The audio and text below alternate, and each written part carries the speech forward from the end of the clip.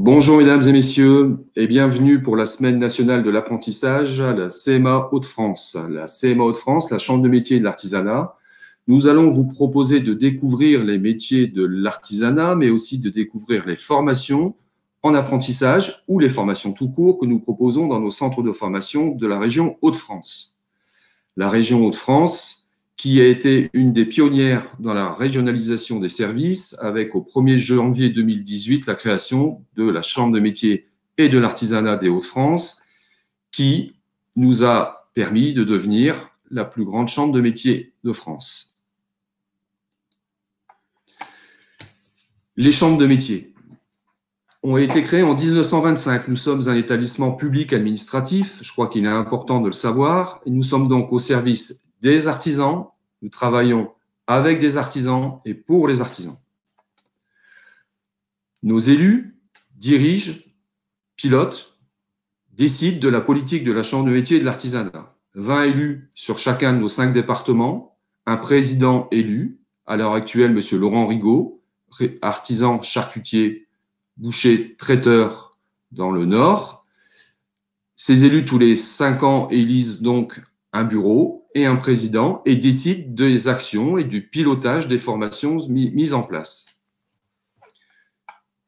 Ce côté terrain est important parce que c'est grâce aux artisans élus qui travaillent au niveau régional, mais aussi au niveau local avec des commissions territoriales qui se réunissent de façon mensuelle. C'est grâce à eux que nous pouvons faire évoluer nos formations, notre offre de formation, faire évoluer nos diplômes et ainsi coller à l'actualité. Et coller à l'actualité, c'est pour les jeunes et les adultes qui veulent se former chez nous, trouver plus facilement un emploi parce que bien qualifiés.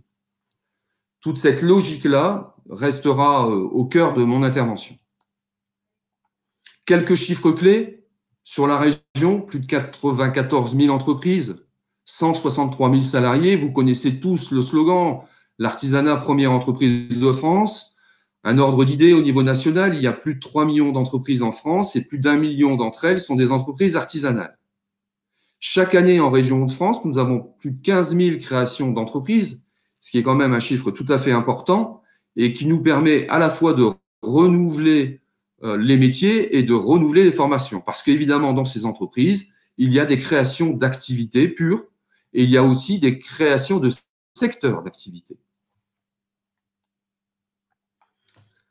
Nos catégories électorales, 4 familles de métiers, avec plus de 250 métiers dans les domaines de l'artisanat.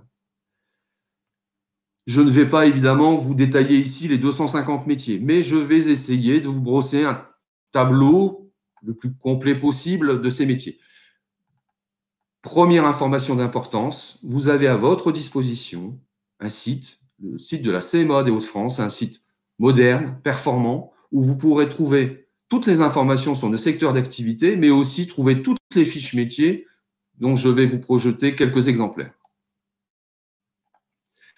Le secteur de l'alimentaire regroupe plus de 11% des entreprises artisanales en région Hauts-de-France. Le secteur alimentaire se compose en 2 pôles. Le pôle viande, que nous proposons en boucherie, charcutier, traiteur, mais aussi le pôle alimentaire farine, où on trouve les métiers de boulanger, de pâtissier, de chocolatier, de glacier. Ces formations existent dans le territoire de Hauts-de-France, mais nous y reviendrons ultérieurement. Le secteur de l'alimentaire, c'est le plus de 11% des entreprises. C'est sans doute médiatiquement le plus présent, parce que ce sont des métiers d'actualité qu'on voit régulièrement figurer dans les journaux télévisés, par exemple, ou sur des émissions, des concours. Le secteur de la production, peut-être le moins connu, le secteur de la fabrication, avec le travail des métaux, par exemple ce métier d'orfèvre, de ferronnier. On parle souvent des ferronniers d'art, le secteur du textile, de l'habillement, du cuir. Ce sont des secteurs d'activité qui créent aussi des emplois. Le bois, l'ameublement, la fabrication de meubles, les autres fabrications, la céramique, le verre, le papier, tous ces secteurs d'activité recrutent, recrutent dans des entreprises artisanales, mais aussi parfois dans des entreprises non artisanales. Mais pour prendre un exemple, ici dans la communauté urbaine d'Arras, nous avons des entreprises artisanales qui travaillent pour des grands secteurs industriels, comme Airbus par exemple. Peu de gens savent que sur les pièces d'Airbus, il y a des pièces fabriquées par des artisans. Le secteur du bâtiment. Alors, a priori le plus connu, avec le second œuvre, c'est-à-dire le sanitaire, le thermique, l'électricité, la maçonnerie, le carrelage, etc. J'ai bien a priori le plus connu parce que si vous êtes formateur dans un collège ou dans un lycée et que vous demandez à vos élèves de vous écrire 20 métiers du domaine du bâtiment, allez, même 10, vous verrez que ce ne sera pas si simple que ça. Ils vont vous parler de grues, ils vont vous parler de chantier, ils vont pas vous parler de grosses œuvres, ils vont rarement penser au carreleur, au maçon, au solier moquettiste, au peintre, qui va venir chez vous travailler lorsque vous allez faire bâtir ou lorsque vous voulez rénover votre habitation. Enfin, le secteur des services que nous avons illustré avec une photo en coiffure, qui est sans aucun doute avec l'esthétique ce qu'il y a de plus connu dans le domaine des services. Pourtant, les services, ce n'est pas que la coiffure et l'esthétique. C'est aussi le domaine de l'automobile, avec la réparation, en automobile, en moto, en matériel agricole. Mais c'est aussi le domaine de la restauration des objets du patrimoine, la tapisserie, la bijouterie, l'horlogerie, la céramique, le vitrail, vitrailliste. Tous ces métiers-là représentent aujourd'hui, sont majoritaires aujourd'hui en région Hauts-de-France. Au niveau national, c'est à peu sensiblement la même chose. Donc, ces 250 professions existent. Ces 250 professions existent sur notre territoire et se développent. Évidemment, pour se développer, on a besoin de former des personnels. Alors, des personnels, des jeunes et des moins jeunes. C'est vrai que la moyenne d'âge des chefs d'entreprise dans l'artisanat est sur certains secteurs d'activité assez élevée, d'où justement l'idée qu'en se formant jeune, on va avoir des potentialités pour devenir dirigeant d'entreprise ou pour devenir chef d'unité dans une entreprise. Nous accueillons donc, et nous sommes connus et reconnus pour ceci, dans nos centres de formation, des jeunes en contrat en alternance, en apprentissage ou en professionnalisation. Ces jeunes ont entre 15 et 30 ans, ils sortent soit du collège, soit du lycée, voire plus, parce qu'aujourd'hui, avec l'apprentissage qui a été étendu jusqu'à l'âge de 30 ans, on trouve des jeunes qui se réorientent après un parcours universitaire ou après un premier emploi et qui reviennent vers nos métiers parce que ce sont des métiers qui les ont toujours intéressés, ils n'ont pas toujours osé franchir le cap. L'alternance, c'est entre une entreprise et un centre de formation. Cette alternance permet aux jeunes et aux moins jeunes donc de préparer un diplôme, un CAP, un brevet professionnel qui est un niveau bac professionnel, un BTS, voire un brevet de maîtrise qui est un diplôme de l'artisanat. Tous ces diplômes sont des diplômes validés ou éducation nationale ou chambre de métier, mais pour les diplômes éducation nationale, il faut bien s'entendre, nous préparons exactement les mêmes diplômes que dans un lycée professionnel. Ils ont exactement la même valeur, voire plus, parce qu'en plus de l'obtention du diplôme, vous avez votre expérience et un statut de salarié. Petite précision sur le statut de salarié, il ouvre aux apprentis ou aux apprenants en alternance tous les droits qu'ont les salariés d'une entreprise. Le salaire, bien entendu, c'est une évidence, les congés payés, mais aussi la convention collective. Les gens du bâtiment vont pouvoir bénéficier de la prise en charge des repas, ils vont pouvoir bénéficier des déplacements. Toutes ces formations, je dis bien toutes ces formations en alternance, sont prises en charge à 100%. Leur prise en charge, ça veut dire que le jeune, le salarié n'aura rien à régler par rapport à la formation, ni l'entreprise. Alors, vous allez me dire qui prend en charge? Eh bien, ce sont les branches professionnelles, qu'on appelle dorénavant aussi des opérateurs de compétences, qui vont financer tous ces contrats en alternance et vont vous permettre de réussir dans nos métiers. Ce n'est pas anodin. Le coût d'une formation d'alternance est un coût élevé. Et je pense que lorsqu'on signe un contrat en alternance, il faut bien se rendre compte de la chance qu'on a de pouvoir fréquenter un centre de formation d'apprentis, de pouvoir suivre des cours et ne rien avoir à régler à la fin du mois. Ça paraît très important, et d'autant plus qu'on est rémunéré. Pour les entreprises, les aides sont variables. Alors, je pourrais vous citer ici, ce matin, les aides qui sont en cours actuellement, mais je ne sais pas si ce seront les mêmes aides dans 3 mois. Donc, retenez, mesdames et messieurs les chefs d'entreprise, qu'il y a toujours des aides et que nous sommes une équipe à votre disposition pour vous informer sur celle-ci. Un nouveau dispositif dans nos centres de formation, notamment à Amiens, à Arras ou à Lille, et j'en passe, les prépas apprentissages. Les prépas apprentissages vous permettent d'intégrer le centre de formation d'apprentis, vous permettent donc d'être initié au métier, vous permettent de bénéficier d'un suivi individualisé. Notre objectif, c'est vous trouver un contrat et vous aider à le trouver. On parle de pré-formation, prépa apprentissage, avec un référent sur chaque site qui vous convoquera régulièrement pour des entretiens, qui suivra avec vous vos démarches et qui vous mettra en relation avec les chargés clientèle formation du territoire, les agents qui, comme moi, sont à votre service pour vous aider à décrocher ce fameux contrat en alternance et à entrer définitivement dans nos métiers. La formation a évolué. On est connu à la Chambre de métiers pour l'alternance, pour l'apprentissage, pour les jeunes conformes. Mais désormais, nous avons de plus en plus d'adultes qui viennent chez nous se former. Des adultes, alors en contrat de professionnalisation, c'est-à-dire sous une forme d'alternance, mais aussi des demandeurs d'emploi en formation professionnelle ou des salariés en reconversion professionnelle. Les demandeurs d'emploi bénéficient par exemple des programmes régionaux de formation et peuvent apprendre un CAP de pâtissier ou un CAP de boulanger en 1 an ou un CAP de boucher. Tous ces programmes régionaux de formation sont revus chaque année en fonction des chiffres du chômage sur les territoires et en fonction des besoins des entreprises.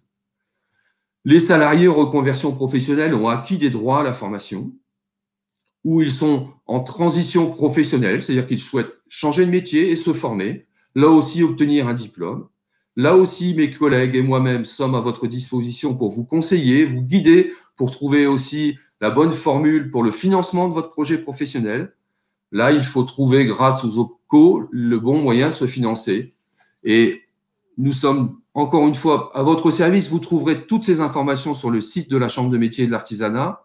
Et mes collègues qui sont à côté de moi aujourd'hui et qui m'ont aidé à bâtir ce document se tiennent totalement à votre écoute.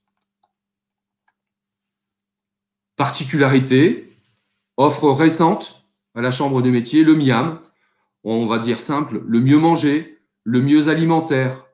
C'est un dispositif qui permet à des comités d'entreprise, à des groupes d'amis, à des particuliers de venir en atelier de dégustation, mais surtout en atelier de démonstration, en atelier de fabrication, passer un moment sympathique.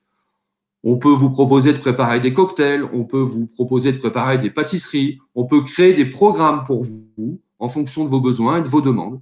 C'est un événement important, cette ouverture, et dans les mois et les années qui viennent, chacun de nos centres sera équipé de ce dispositif. On pourra proposer aux entreprises, aux partenaires privés, aux associatifs de venir se former au métier de l'alimentaire, ou plutôt se former sur une partie d'un métier de l'alimentaire.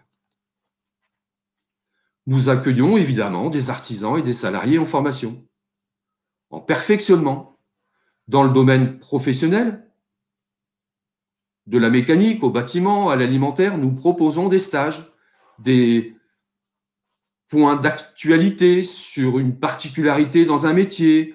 Les coiffeurs ou les esthéticiens vont se former sur une journée ou sur 2 journées sur tel ou tel dispositif. Les salariés peuvent les rejoindre. Chacun a acquis des droits à la formation. Plus important encore, ce perfectionnement permet aussi d'être, entre guillemets, sur quelque chose de non technique, d'une autre technicité, devrais-je dire, avec, par exemple, comment créer un site web, travailler sur ma gestion et ma compta, comment faire une vitrine plus attractive pour ma clientèle. Tout ceci est possible, réalisable, et là encore, les collègues conseillers clientèle formation sont à votre disposition. Où se former, c'est évidemment le cœur de mon intervention, même si je vais vous présenter les 20 centres de formation de la Chambre de métiers et de l'artisanat des Hauts-de-France, mais je ne pourrai pas vous présenter toutes les formations. Pourquoi? Parce que ces formations sont nombreuses, importantes, et qu'on va retrouver sur quelques-uns de nos sites le même type de formation, et j'essaierai de faire un point sur, entre guillemets, les formations que je qualifierais un peu à vocation régionale. 20 antennes de formation, des plateaux techniques, des équipes pédagogiques pour vous faire réussir. Là encore, je reviens à mon préambule, nous travaillons avec des élus, des branches professionnelles. Donc, nous bénéficions de leurs conseils. Nous savons où investir pour vous aider à réussir. Les équipes pédagogiques sont formées sur tous les matériels les plus récents. Les jeunes, les apprenants, les adultes bénéficient tous des réseaux sociaux, bénéficient tous du numérique, peuvent tous travailler en liaison, en e-learning. Donc, on essaie de vous donner toujours les meilleures dispositions pour réussir. Voici la liste de nos centres de formation. Je ne vais pas y revenir dans le détail, je ne vais pas tous les citer. Le plus important en volume étant celui d'Arras, mais nos collègues de Béthune, d'Amiens ou de Boulogne et de Calais accueillent aussi bon nombre d'apprentis. Nous avons actuellement plus de 8000 apprentis dans nos murs, ce qui évidemment fait de nous le premier centre de formation d'apprentis des Hauts-de-France, mais nous avons aussi plus de 3000 personnes en formation, adultes cette fois, ou demandeurs d'emploi, ou salariés, ou artisans en formation ou en reconversion. Donc, sans rentrer dans le détail, vous voyez que nous avons un maillage territorial important et que pour certains de ces métiers, pour certains de nos métiers, il faudra quand même être mobile, mais que nous essayons au plus près de vous de mailler notre territoire pour vous éviter trop de déplacements. Cependant, on ne peut, dans tous nos centres de formation, présenter toutes les formations. Alors, on va essayer de travailler, j'ai envie de dire, par filière de goût.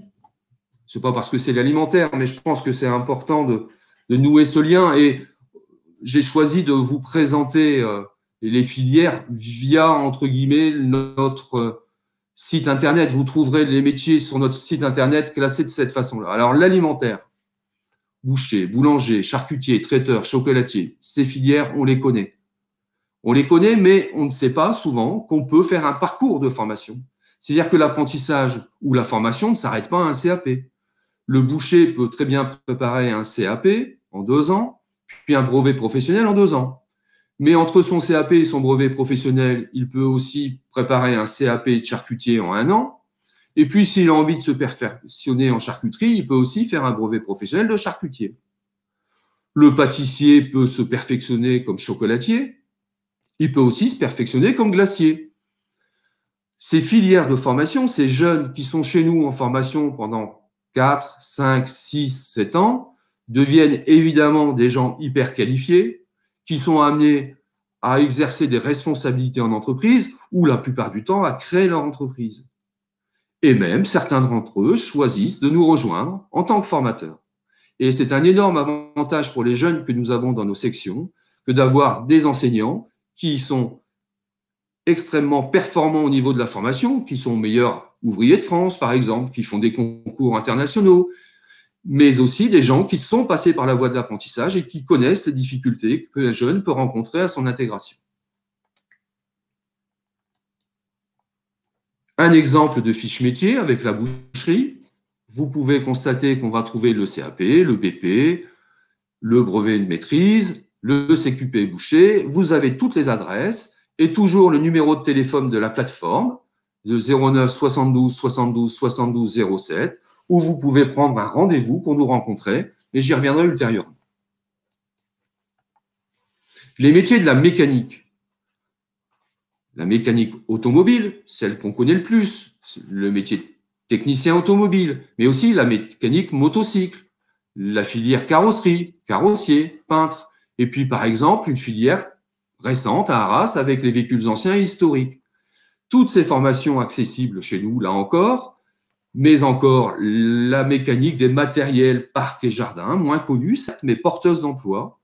Les gens qui se forment en mécanique parcs et jardins à Château-Thierry, après un CAP et un bac professionnel, ont beaucoup d'opportunités pour travailler. C'est une filière à développer là aussi et on compte sur vous pour venir nous rejoindre. Sur l'automobile, nous bénéficions d'un partenariat privilégié avec l'Association nationale pour la formation automobile qui nous donne vraiment des outils de réussite professionnelle et qui nous permettent à Amiens ou à Arras, par exemple, d'accueillir des centaines de jeunes et de moins jeunes en formation. La fiche carrossier automobile, là encore, une fiche choisie un peu au hasard dans notre catalogue de fiches métiers, une fiche où vous retrouvez les diplômes, les adresses. Voilà. Vraiment important d'aller consulter ces fiches avant éventuellement de venir nous rencontrer parce que rien ne vaut l'échange, le face-à-face et le rendez-vous avec un conseiller. Les métiers de la beauté, de la mode et des arts. La coiffure, l'esthétique, la fleuristerie, le cordonnier, le coiffeur. Je pense qu'un métier qui est très connu et pourtant les évolutions professionnelles, qu'il vous coiffe à domicile ou qu'il vous coiffe en salon, les évolutions techniques, l'esthétique, la fleuristerie, à Arras, à Amiens, le cordonnier, à Tourcoing notamment, ce sont des métiers, comme le nom l'indique, au service, mais la mode, les arts, des métiers d'art, mais pas des métiers d'artiste. Je m'explique, on peut être un coiffeur et être un artiste, mais l'artiste, c'est un statut. On a aussi des catégories qu'on appelle des catégories métiers d'art. Et dans les métiers d'art, on retrouve ces métiers-là, comme le maroquinier, par exemple. Alors, un événement que je ne voudrais surtout pas oublier de citer, c'est le Salon international des métiers d'art qui a lieu chaque année au mois de novembre, quand on n'a pas de crise de Covid, qui a lieu chaque année au mois de novembre à Lens, dans les salons du stade Bollard de Lelys. Ce salon a, par exemple, en 2019, accueilli plus de 20 000 visiteurs en 48 heures. Vous concéderez, c'est quand même une sacrée réussite. Le métier de coiffeur, là aussi, comme je vous l'ai dit tout à l'heure, la fiche, les diplômes, mais encore la formation continue, la formation technique, j'y reviendrai. Les métiers du bâtiment, avec, par exemple, sur l'antenne d'Arras, le sanitaire, le thermite, l'électricité, sur Caudry, Solem, maçon, plaquiste, et toutes les autres formations que vous pouvez préparer dans d'autres CFA que ceux de la chambre de métier, mais dont, avec lesquels nous travaillons évidemment. Sur nos sites, vous trouverez des formations là aussi spécialisées. Par exemple, à Arras, actuellement, nous avons une section maintenance, dépannage, chaudière pour un public adulte. La fiche technique, électricien, les coordonnées du PRC, tout ceci à votre disposition. Les métiers de la santé. Arras encore, me direz-vous? Ben oui, parce qu'on a créé à Arras le diplôme d'état ambulancier par la voie de l'apprentissage. Mais on forme aussi des auxiliaires ambulanciers, on forme des assistants de vie aux familles, des opticiens lunetiers, des prothésistes dentaires sur notre site de Tourcoing. Et ce sont des métiers où, là encore, on va trouver des diplômes du niveau du CAP au BTS. Des métiers où les formations permettent d'accéder à l'emploi, à la création d'entreprises. Des métiers qui tournent bien. La fiche technique, ambulancier, à découvrir sur notre site. Les métiers graphiques et de l'image. Photographe, sérigraphe industriel, métier de la signalétique et des décors graphiques. Alternance, adulte, là encore, pour tout public, nous accueillons en photographie à Tourcoing, en sérigraphie industrielle, en signalétique et décor graphique sur notre antenne de Béthune, avec un partenaire, Format, et nous formons donc ces gens dans ces professions. Ce sont bien des professions artisanales, parfois exercées en milieu industriel, c'est vrai, mais ce sont bien des professions artisanales. Nous souffrons souvent d'un manque de candidatures dans les métiers de la sérigraphie, de la signalétique.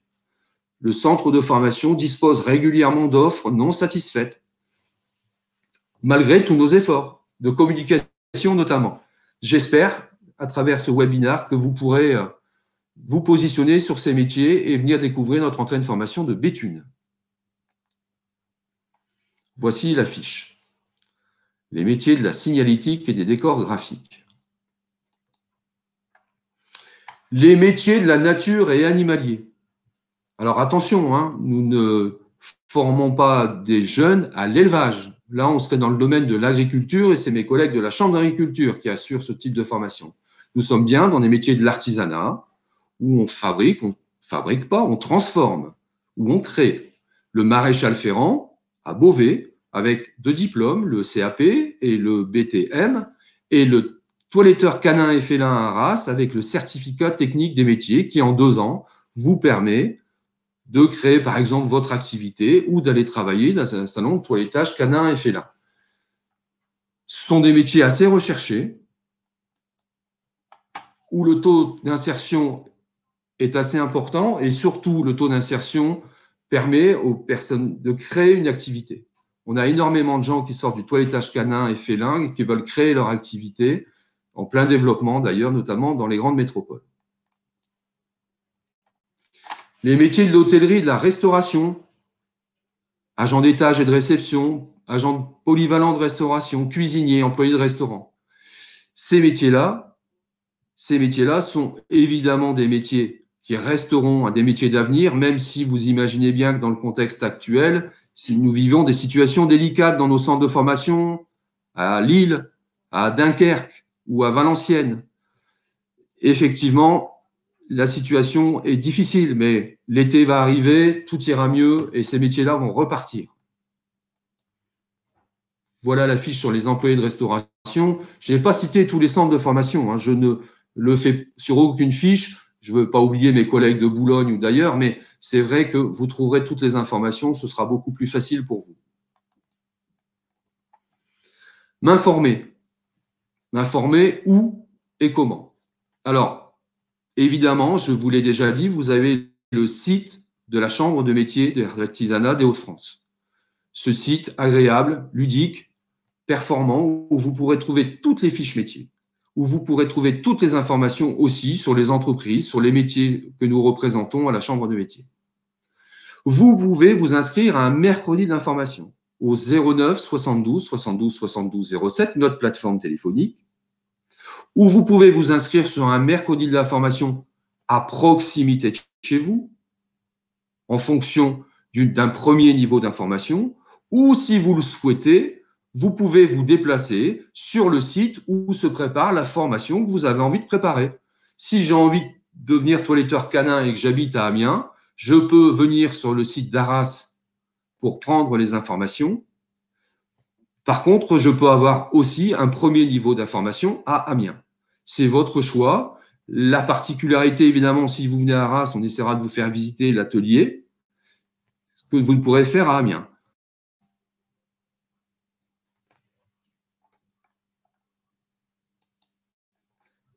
Évidemment, vous pouvez visiter nos plateaux techniques pendant les portes ouvertes et donc rencontrer nos formateurs, mais aussi les jeunes qui seront là, qui seront en train de travailler. Vous pourrez les interroger sur comment ils sont devenus apprentis ou les adultes qui sont là, pourquoi ils ont souhaité se former, pourquoi ils ont souhaité se réorienter. Tout ça sur notre site, tout ça sur les mercredis de la formation. Évidemment, nous sommes aussi à disposition des collégiens, des lycéens. Nous pouvons intervenir dans les classes, présenter les métiers. Nous pouvons vous organiser des visites de nos antennes formation. Nous pouvons aussi vous proposer individuellement une journée de pratique dans un atelier. Tout ceci est possible. Encore une fois, vous avez un numéro de téléphone unique qui vous permettra de nous contacter.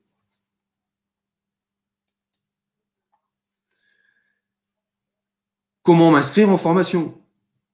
Eh bien, il faut valider un projet avec un chargé de clientèle formation. Valider un projet, c'est venir en entretien, c'est faire un test d'évaluation, positionnement.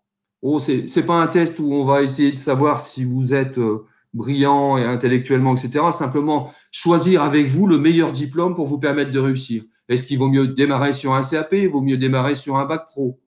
La validation de ce projet, souvent, c'est aussi, on vous demande de faire une semaine, on vous aide à faire une semaine d'immersion dans une entreprise en vous proposant une convention de formation, en couvrant l'entreprise et en vous couvrant.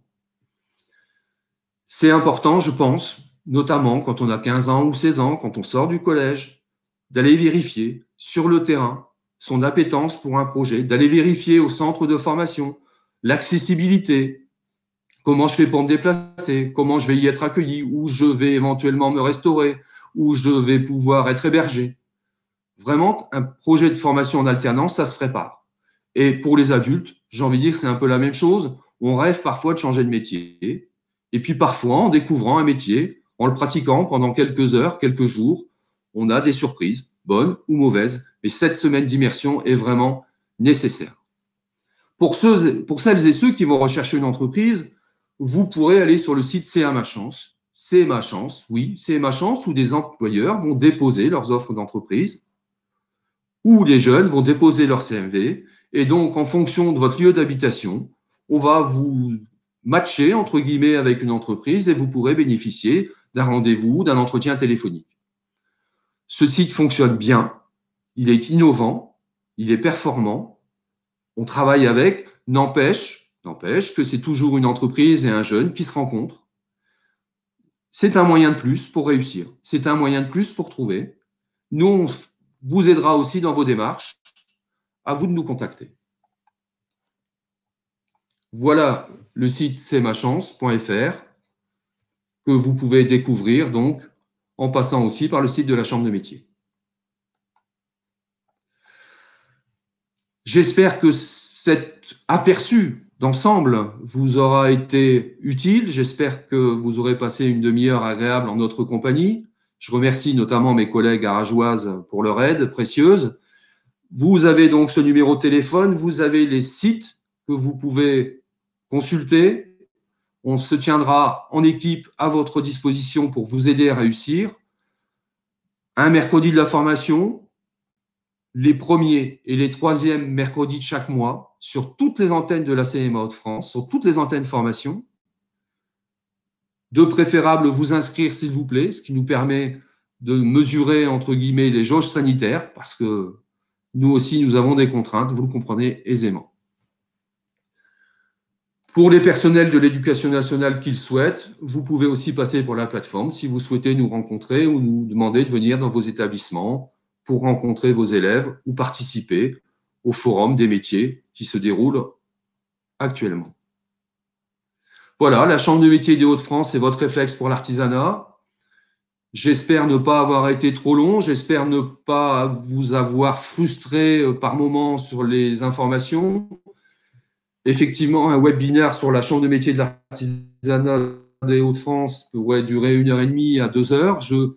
J'espère vous voir rapidement parmi nous pour échanger, pour discuter, pour se rencontrer et bien entendu, vous former à l'exercice d'un métier de l'artisanat.